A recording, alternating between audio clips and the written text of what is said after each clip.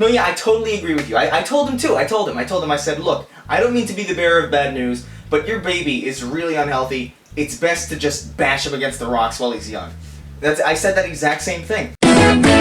So I woke up this morning with the idea of, hey, I should do a video series talking about really bad feminist Kickstarters. But then I thought, there can't possibly be that many of them. And lo and behold, I've discovered a whole new frontier to point and laugh at. So let's check out our first feminist Kickstarter, Render, Feminist Food and Culture Quarterly, issue number 5 and beyond.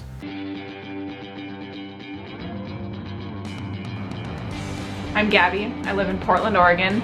I'm a full-time cook, and I'm the founder and creative director of Render, Feminist Food and Culture Quarterly.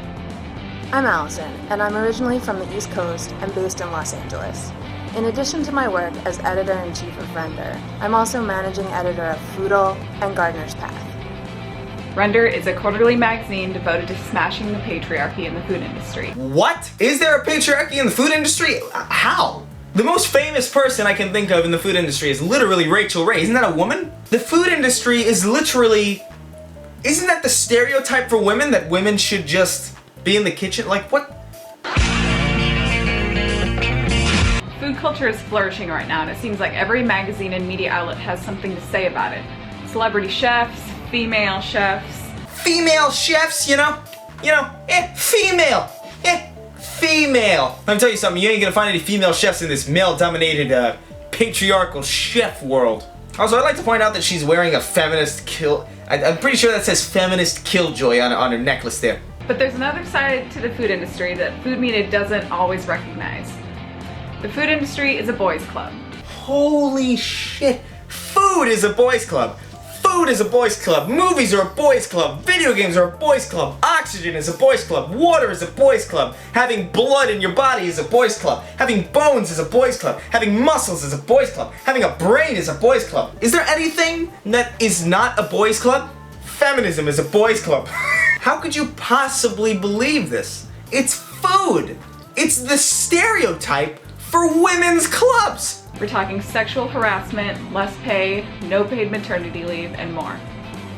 We believe... Oh, spectacular editing there. I actually couldn't tell that you were in the middle of sitting down after pressing record on your DSLR. that by bringing more feminist food journalism to popular food media, we can shed light on the darker side of the food industry that is often hidden behind a glamorous, popular food culture facade. If we want to change the industry, and if we want to change the way women are portrayed in food media, we've got to start the conversation and keep it going. Since our first Kickstarter campaign in 2014, we've published 4 awesome issues, brought our readers together at release parties, and collaborated with local chefs on a month-long event series that we called Feminist Food February. Moving forward, we need more voices, more people, and to print more magazines to help Render grow and to help create change in the industry. We need more money from you guys because our feminist magazine was completely unwanted.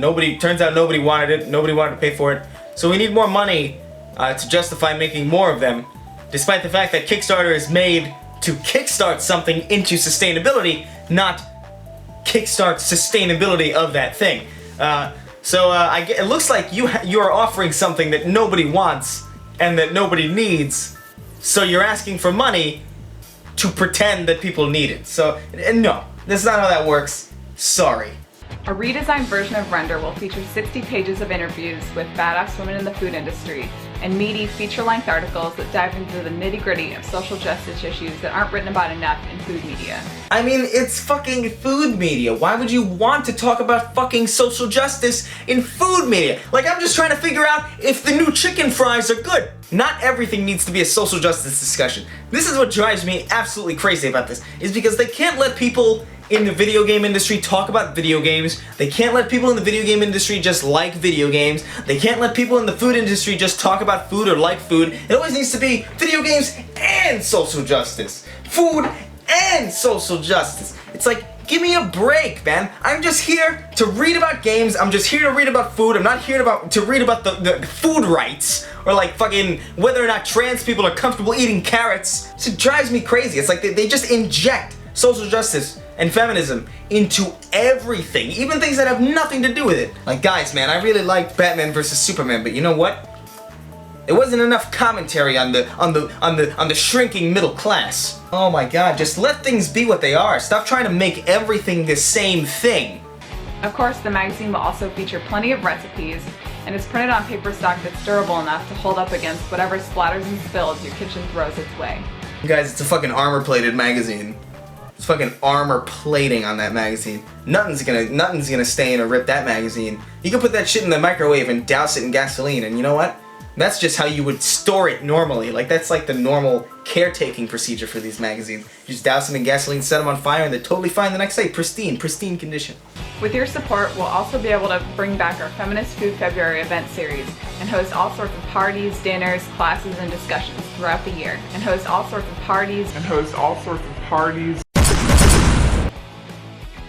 Last but definitely not least, we'll be able to pay our writers, artists, and members of the render team for their hard work.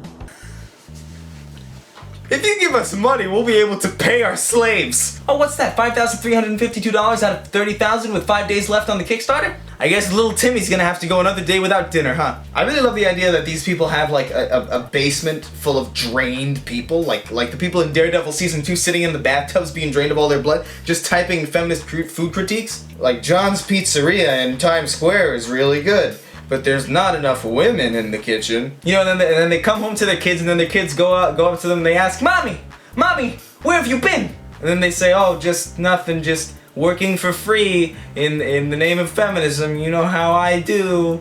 And then the kid dies because he hasn't eaten in 6 weeks because they don't pay their fucking staff. Because what's social justice if you're not paid for the work you do? Yeah, I agree. I wonder if there's a pay gap. We need to raise $30,000 this time around to make Render all that it can be. The food industry does not have to be a boys' club, and it does not have to be unsafe, unfair, or unjust. Food is a feminist issue, so let's do this. Okay, first off, food is not a feminist issue. Food isn't a boys' club, and $30,000 is far too much to make a fucking print magazine in 2016. There's nothing wrong with something not being inherently feminist or something not focusing on social justice. Not everything needs to be an activist focal point. Anyway, so that's it for today. Let me know if you guys want to see more of these. This was the least ridiculous one I found, by the way. Like, there are plenty of other ones that I could do, so if this video does well, I might do another one talking about the more ridiculous ones that I found, but we'll see how that goes. Anyway, I'm Chris Raygun. I'll see you guys next time. Hey, you still there? Yeah, so no, I was telling him, dude, just bash that baby against the rock.